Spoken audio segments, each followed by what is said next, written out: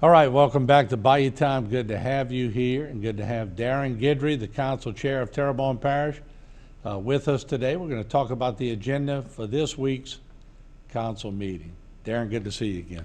Thank you, Martin. Thank you for having me. Especially after I saw you at the Irish Italian Parade. How'd you do? Did you catch enough food for the family?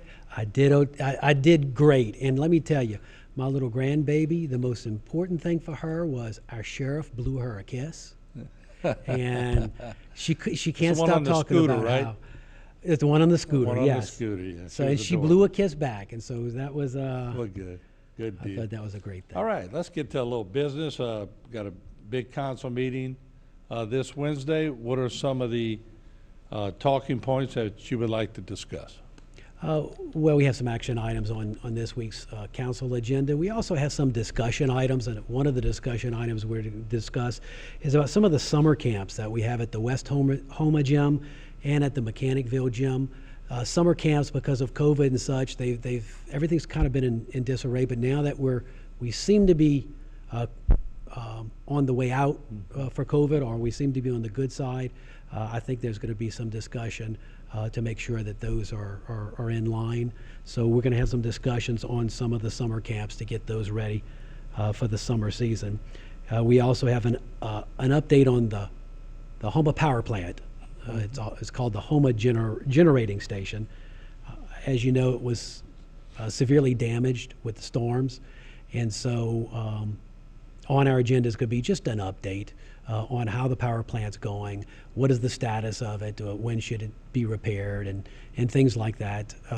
We'll hopefully hear an update from administration. I don't know how far it's gotten. As everybody knows, going through insurance can be an absolute nightmare. And and speaking with our parish president, Gordon Dove, he was telling me some of the challenges they're having in this particular one, getting insurance reimbursement. Mm-hmm. But he had some good ideas. Hopefully we'll have time to share that, but that's one of our discussion items that'll be on the agenda. Yeah, and it took a lot of damage, so I would be shocked if they're anywhere close to finishing, but they've worked miracles before, but that station took a tremendous amount of damage. No doubt, and there's some hopes in talking with our parish president that if we get the right reimbursement from insurance and such, we may actually be able to overhaul that and, in essence, have a brand new power plant when we come out of it.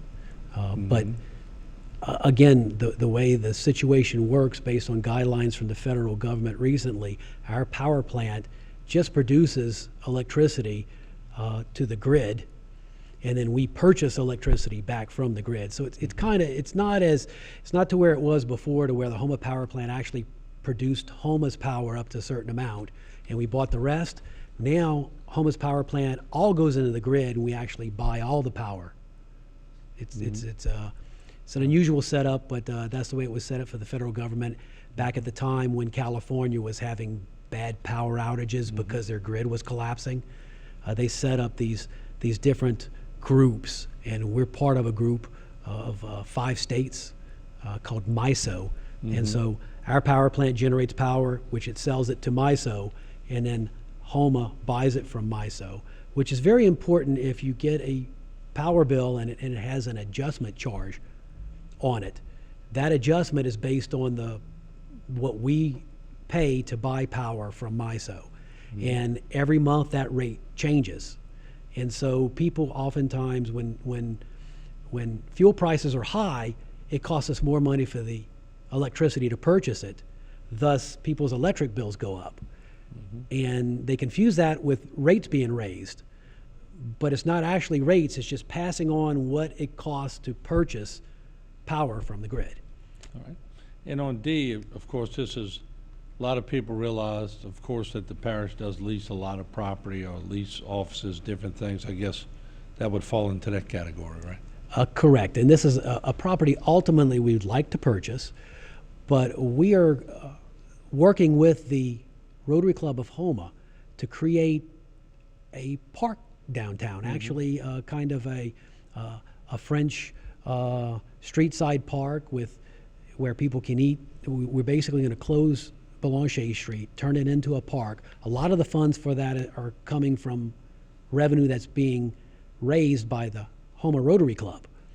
So that's free to taxpayers. But this little corner piece of property on the corner of Church, Belanger, and Main Street, that little corner piece at the end of the building they call Smoky Row, that piece is instrumental for this park. And so we're going to lease it for 3 years, and in the meantime, we're trying to work out something so we can purchase that particular piece of property. Okay. But it's important in that park. Good. All right, and then 1E on the general business. On this segment, we have about a minute left, and we'll come back talk about public, but we have 1E left to talk about. 1E, and what is it? That's the introduce an ordinance to supplement Ordinance 9199, acquisition of property for the Bayou Terrebonne drainage improvements. Correct. That is that's one we added on this morning. I didn't have it in my agenda, but I spoke with the attorney on that, and that has to deal with the property that we're purchasing north of Savannah Road to create a retention pond as part of the Shell property. And we have to purchase all the different properties for that, and this particular piece of property is actually be a land swap. So we had to change the ordinance to allow them to do a land swap instead of a purchase on that property. All right, good. That's right. As you know, when we create activity or when the council takes action, it takes actions through ordinance or resolution, but all important items are done through ordinance. And what we do is we introduce an ordinance, holds over for 2 weeks. Then we have a public hearing where people can discuss whether they support or don't support an ordinance, and we vote on it. So it gives that opportunity. So we have public hearings at 6:30 of all the ordinance that were introduced 2 weeks ago. And they include an ordinance to authorize the parish president to enter into an agreement with TITA to lease property or to provide office property for TITA. As you know, TITA, the Terrebonne Economic Development Authority, is a state agency, but it's housed in the 7th floor of the government tower. And they provide a service definitely for the parish, and we fund them. So we have to do an ordinance to each year to renew their lease for the building. So that's for their office. Okay. We also have to, every meeting, we move money in the budget based on things that happen all along the time period. We've gotten some grants from some of the law enforcement agencies that we're able to implement. And so we have to do budget amendments. We're very active in getting grants. Captain Bobby O'Brien has been really big in looking into those sorts of things. So we try to look at every grant opportunity we can. But y'all got a big ticket on there, $3 million ticket. Right? We do. As a matter of fact, $3 million of state funds that we're getting, and we're able to put into our levee and drainage system, and we're moving that $3 million into that, which can then be spent in upgrading our levee system as well as building it to the next level. And as we move to C, I think we breached this maybe a couple of weeks ago, low-speed vehicles in Bayou Country Sports Park. We did. This is the only ordinance that allows what we called low-speed vehicles, which are street-rated vehicles, but yet they only go about 25 miles an hour maximum. Not four-wheelers. These are not off-road vehicles. And this will allow for organizers and various such to actually put golf carts, which is the predominantly low-speed vehicles, onto our Bayou Country Parkway. But it has certain guidelines, and that is it cannot go over 25 miles per hour. It must be a licensed driver. They must have insurance. So they have to get prior approval, and they can only operate on the road. So we don't have people tearing up the baseball fields by running golf courts in them. Okay. And then we go to D, and of course, y'all looking for permanent relocation of some Terrebonne Parish precinct polling locations. As a result of the storm, we had to relocate some polling locations, and these will make them permanent. And just to real quickly kind of go over a few, the St. Gregory Library, that will now be located at the South Down Elementary School. The South Louisiana Electrical Cooperative Building, the SLECA building. As a matter of fact, I heard that they are relocating, and so that building must be severely damaged. But that will now be relocating to the Coteau Fire Protection District. We have the East Park Fire Station will now be located at Honduras Elementary School. Village East Volunteer Fire Department now located at Village East School. The East Street cafeteria, school cafeteria will go to the Mechanicville Rec Center. Grand Caillou Elementary School now located at the Grand Caillou Middle School. Rec District 4 gym will now be at the Knights of Columbus Hall. And the Pointe-aux-Chenes Elementary School will be located at Rec District number 6's gym in Montague. And the Upper Little Caillou Elementary School located to American Legion Building.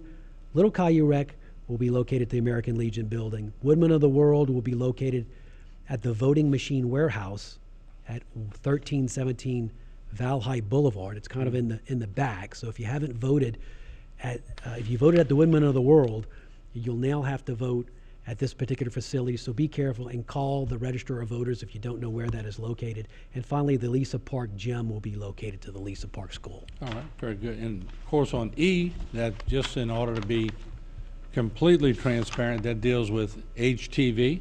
And when we built this beautiful facility way back in the day, we had a 10-year restoration tax abatement, but it's 5 years into it, we're up for a renewal. So y'all going to handle that?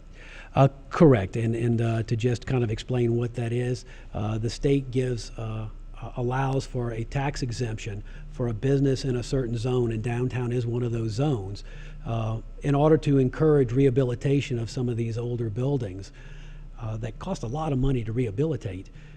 We allow, or the state allows, for that person to get an exemption. In other words, they're assessed and taxed at an assessed value of what that property is located, where the property is. They can make improvements, and yet for a 10-year period pay the assessment as it was before the improvements. It just helps us give an incentive in downtown for people to invest in downtown. And I know you did a great job here in this particular building, the DuPont building, in renovating it.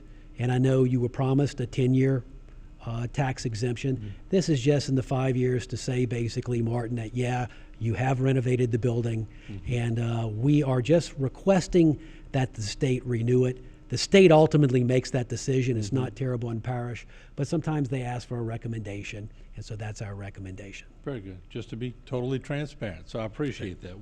We have an abatement program here at HTV, but thinking of all of downtown, especially with the storm and the damage, we see a lot of buildings being demolished now.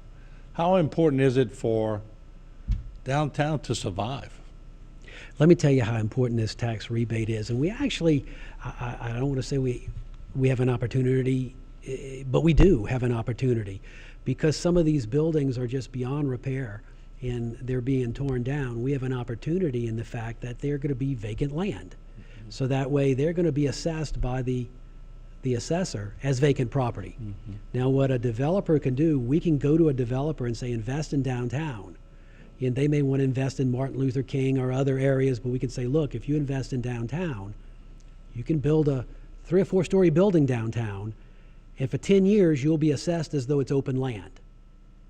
How better of a incentive can you give a business to invest their money into downtown? And I think we could end up with a resurgency in the investment in downtown Houma as a result of that particular program. So I think it's going to be a very important program moving forward to help for our recovery. It's very similar when you give these big box stores sales incentives or tax incentives, because when they come to Houma, like the Walmart was the largest per capita of income in Walmarts in the nation here in Terrebonne Parish, which means that us Cajuns like to spend money. So, but without them here, the money goes elsewhere. So you got to keep it here, don't you? Well, money is not fixed to a location. It can travel. So a person can invest in another community, or they can invest in this community. They're not tied to this community with that investment. So you have to provide them with an incentive to invest their money here rather than investing it in Lafayette or Baton Rouge or some other community. I think we have a great community here in Terrebonne Parish.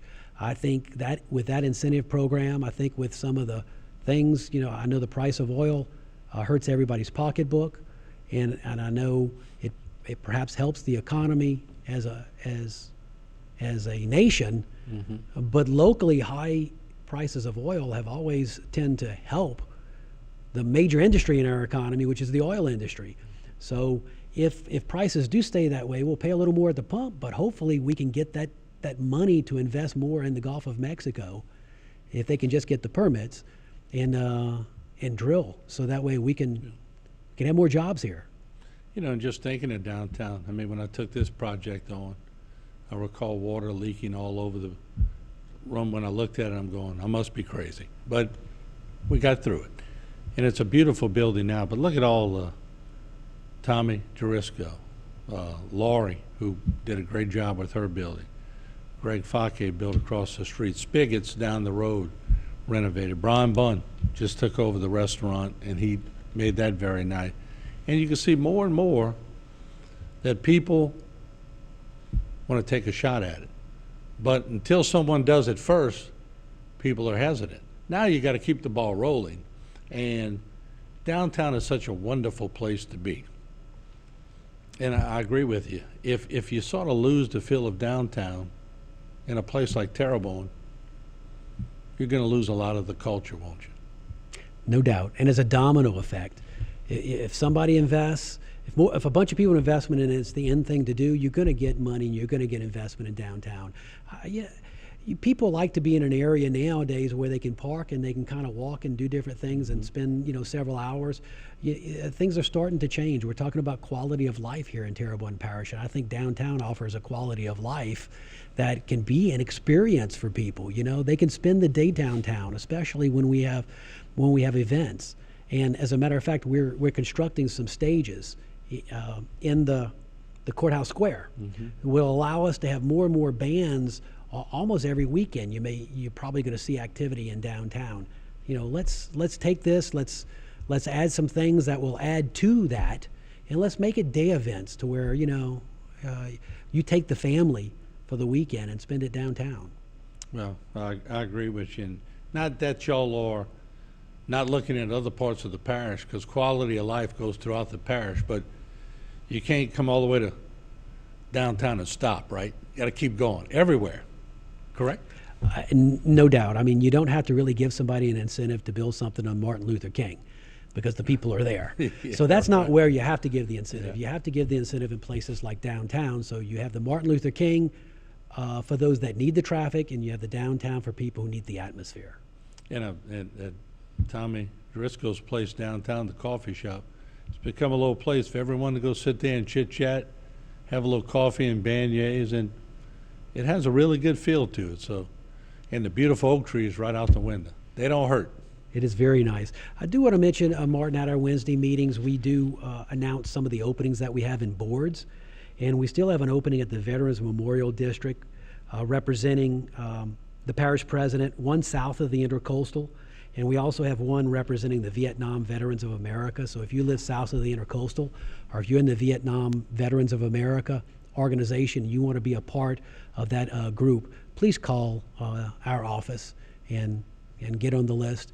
And if you're interested in any boards, give us a call. When we get an opening, we'll make sure to notify you, so that way you can get your application in. All right. Thanks, Darren. Look forward to the next time we chat again. And, of course, Darren Guidry, the chairman of the Terrebonne Parish Council. And we'll take a short break. We'll come back a lot more here on HTV. But trying to make some of these meetings every now and then and support your local government as they make key decisions. And we'll be right back with more. Don't go away.